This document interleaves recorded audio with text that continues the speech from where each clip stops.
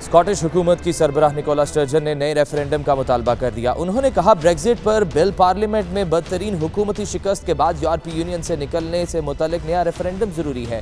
Glasgow میں سماجی، سیاسی اور ادبی شخصیات نے بریگزٹ ڈیل کے حوالے سے مزید کیا کہا، آئیے آپ کو دکھاتے ہیں۔ اب حکومت کے سامنے دو تین راستے ہیں۔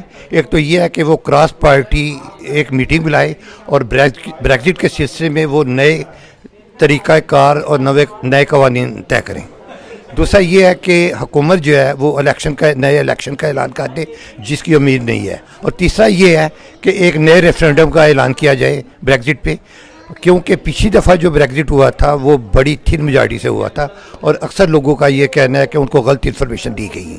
تو ممکن ہے کہ اس سلسلے میں ایک نیا ریفرینڈم کرانے کے لیے قانون سازی کی جائے۔ پارٹیز جتنی بھی ہیں اس وقت یو کے کی پارٹیز ہیں، دو ہی مین پارٹیز ہیں، ٹورسٹ پارٹی ہے اور لیبر پارٹی ہے۔ دونوں ہی مشکلات کا شکار ہیں۔ انہیں یہ بات سمجھ نہیں آ رہی کہ بریگزٹ کو کس طریقے سے کرنا ہے، ڈیل کرنا ہے نہیں ڈیل کرنا، مختلف قسم کی رائے ہے اس میں۔ اس سے بہت سے منفی اثرات پیدا ہوں گے۔ یہاں یو کے لیے یہ قطعی مناسب فیصلہ نہیں لگتا ہے، کیونکہ جو کاروبار ہیں وہ بھی متاثر ہوں گے اور ہماری میرا خیال ہے ایجنٹس کے لیے سب سے زیادہ اس کا اثر ہوگا، کیونکہ ظاہر ہے ایجنٹ کمیونٹی کی ایک کثیر تعداد کاروباری ہے اور اس کے دیگر بھی جو اثرات نظر اس وقت آ رہے ہیں کہ وہ آہستہ آہستہ وہ اس کی معیشت کو بھی تباہ کر دے گا یہ فیصلہ، اور اس کے بہت ایسے اثرات پیدا ہوں گے کہ جس سے یہاں مقیم جتنے بھی ہمارے نہ صرف ایشینز بلکہ اور بھی کمیونٹیز کے لوگ ان کے لیے مشکلات پیدا ہو سکتی ہیں۔